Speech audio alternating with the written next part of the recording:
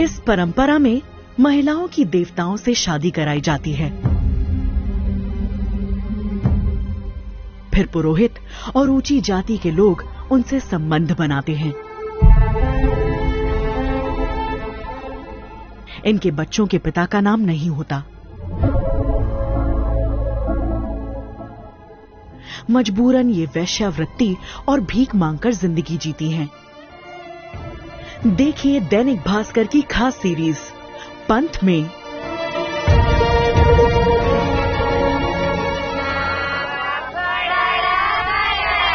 एक ऐसी परंपरा जहां धर्म के नाम पर बच्चियों को मंदिर में दान कर देवदासी बनाया जाता है। देवदासी प्रथा भले ही गैर कानूनी है, लेकिन दक्षिण भारत के कई राज्यों में आज भी ये प्रथा जारी है। हम बेंगलुरु से 400 किलोमीटर दूर उत्तरी कर्नाटक के जिला कोपल के उक्करकेरी गांव पहुंचे, जिसे देवदासियों का गांव भी कहा जाता है। देवदासी प्रथा यानी कि दर्द और पीड़ा की जीती जागती कहानियां उस श्रापित समुदाय की जिंदा लाशें जिन्हें सरकार भुला चुकी है। मणिमाला यानी मंगलसूत्र, हाथ में हरे रंग की चूड़ियां, चांदी के पतले कड़े और पडलिगी यानी बांस की टोकरी इनकी पहचान है। देवदासियों का जिक्र पुराणों में मिलता है। चोल वंश और गुप्त काल में भी देवदासी की प्रथा थी। 6ठी शताब्दी में शुरू हुई इस प्रथा ने 9वीं 10वीं शताब्दी तक भारत में अपनी जड़ जमा ली थी। योनसांग अल बरूनी, अरब यात्री अबू जैद अल हसन जैसे विदेश यात्रियों ने अपने लेखों में देवदासियों का जिक्र किया है। शुरुआती दौर में देवदासियां मंदिर की देखभाल और गर्भगृह के बाहर बने मंडपों में नृत्य करती थीं। आगे चलकर ये प्रथा वेश्यावृत्ति में बदल गई।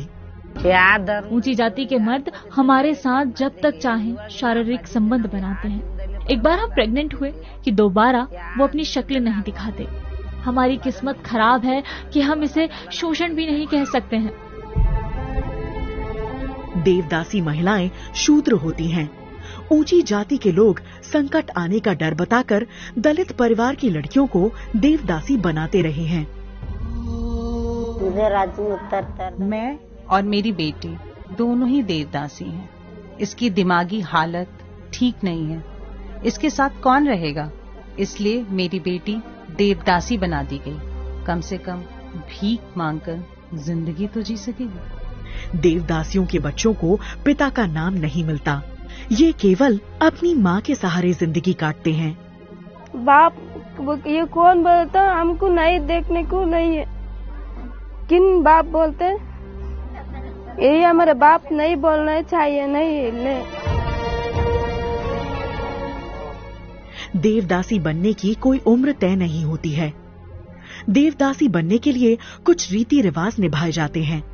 मंदिर में सबसे पहले काला कंबल बिछाकर लकड़ी पर बैठाया जाता है। फिर साड़ी, कंगन और चूड़ी पहनाई जाती है। उनके चारों तरफ बांस की टोकरी यानी पडलगी रखी जाती है।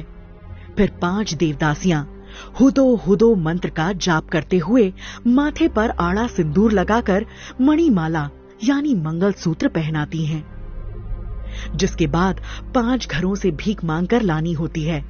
इसके बाद वो देवदासी बन जाती है। देश भर में देवदासियों को कई नामों से पुकारा जाता है, जैसे उड़ीसा में महारी यानी महान नारी, कर्नाटक में राजा दासी जोग थी, महाराष्ट्र में मुरली और भाविन।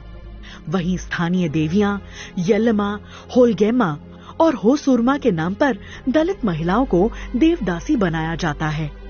यह तीनों देवियां बहन हैं, जिनके मंदिरों में आज भी देवदासियां मौजूद हैं।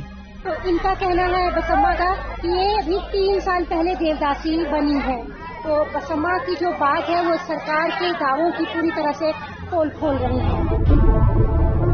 कर्नाटक सरकार ने 1982 में इस प्रथा पर रोक लगा दी थी, लेकिन आज भी कर्नाटक में लगभग 70,000 से ज्यादा देवदासियां मौजूद हैं।